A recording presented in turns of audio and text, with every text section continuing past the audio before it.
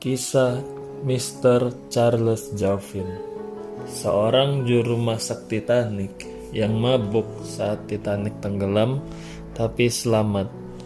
Sumber buku Night to Remember halaman 132 sampai 135. Tapi satu orang masih hidup. Terima kasih kepada gabungan yang luar biasa dari prakarsa, keberuntungan, dan minuman keras. 4 jam sebelum Titanic tenggelam, kepala pembuat roti Charles Joffin terbangun dari tidur oleh suara keras atau suara menggelegar yang aneh.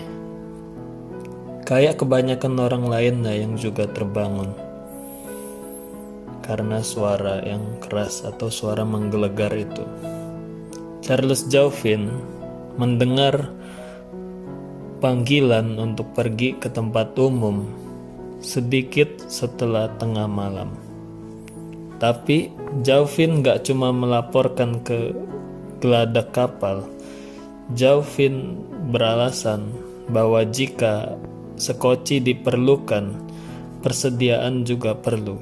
Jadi dengan prakarsanya Charles Joffin, dia kumpulin petugas dia 13 tukang roti dan membuka lemari makanan Titanic dan mengambil semua roti cadangan, dan mereka jalan sama-sama membawa 4 roti melalui geladak atas Titanic. Setelah selesai, Joffin kembali ke kamarnya di geladak E untuk minum sedikit miras. Sekitar jam 12.30 Charles Joffin merasa cukup kuat untuk naik kembali ke tangga menuju sekocinya. Nomor 10. Sekoci nomor 10. Pada tahap ini, masihlah susah untuk meyakinkan perempuan-perempuan untuk masuk ke sekocinya. Jadi Joffin memakai cara yang lebih kuat.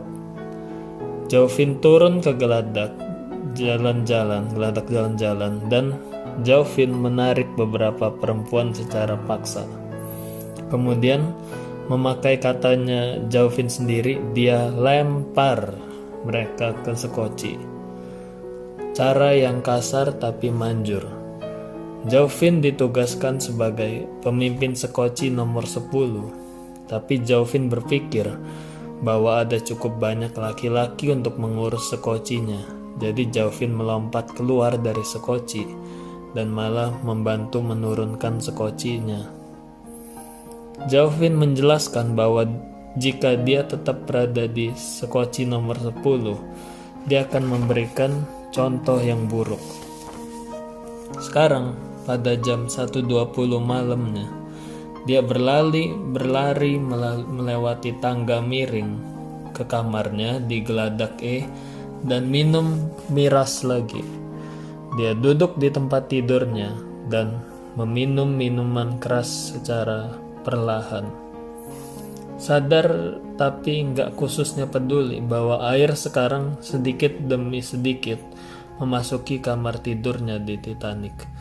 Airnya membasahi lantai linoleum, kotak-kotak, dan ke bagian atas sepatu Charles Joffin.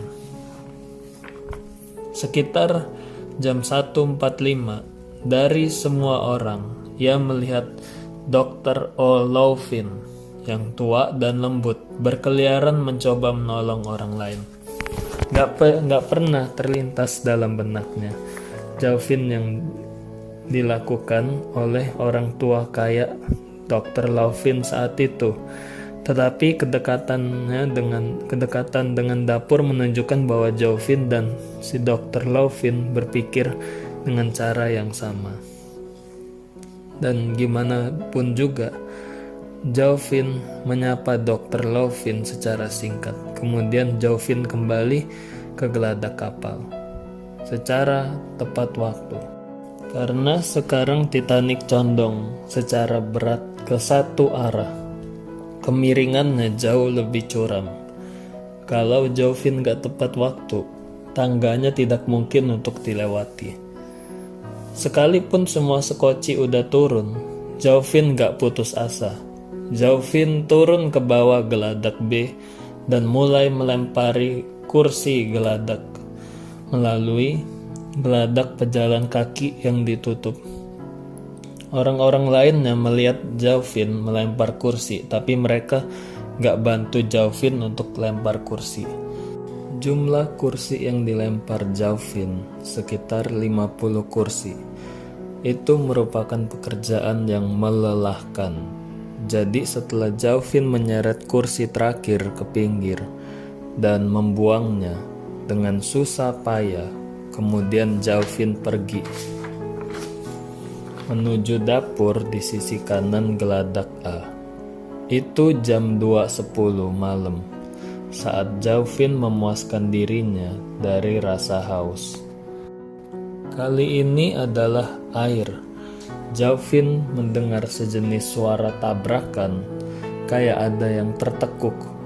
Cangkir dapur dan piring terbang di sekitar dia. Lampu-lampu bersinar merah. Dan dia juga dengar banyak suara hentakan kaki. Kemudian Jovin berlari untuk keluar dari dapur. Ia pergi menuju bagian belakang Titanic dari geladak A. Tepat di belakang segerombolan orang berlari ke arah yang sama dan manjat ke bawah dari geladak kapal di atasnya. Jovin berusaha menghindari kerumunan sebanyak mungkin dan berlari di belakang kerumunan. Jovin melompat ke bawah geladak B, kemudian ia pergi ke geladak sumur Titanic.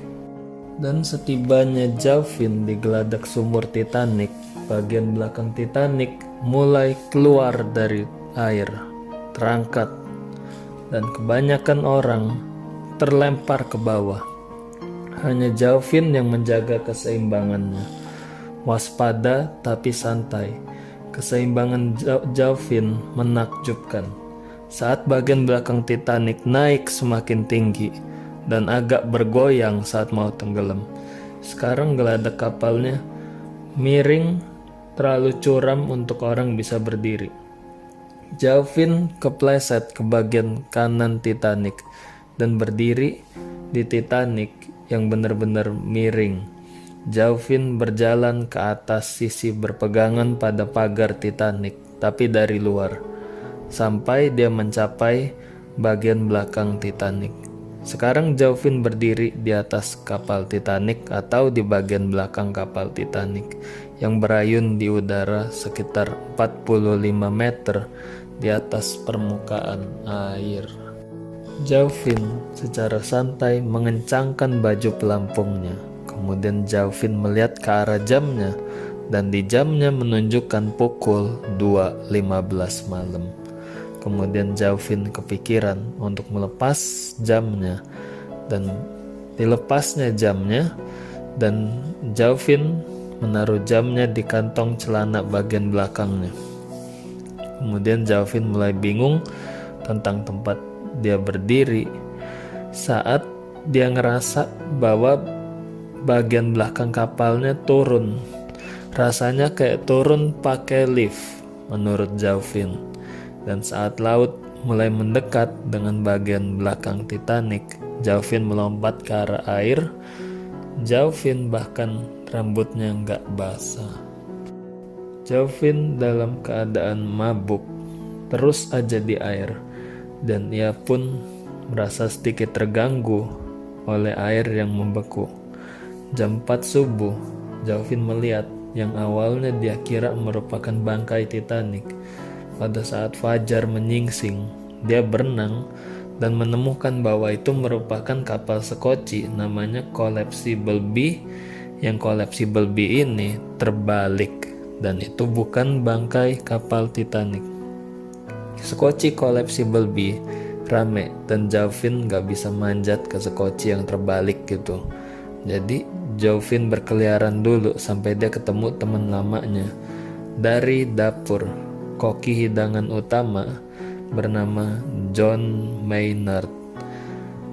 Pertemanan mereka terbukti murni. Kemudian John Maynard mengulurkan tangannya dan Joffin bertahan, mengapung di air masih dalam keadaan mabuk. Yang lain gak ngeliat dia, karena sebagian mati rasa secara fisik, kaget, dan trauma tentang mereka yang baru aja mereka rasain. Sebagian lainnya hanya menikmati nanti dan datangnya Karpathia dan melihat roket Karpathia yang ditembak.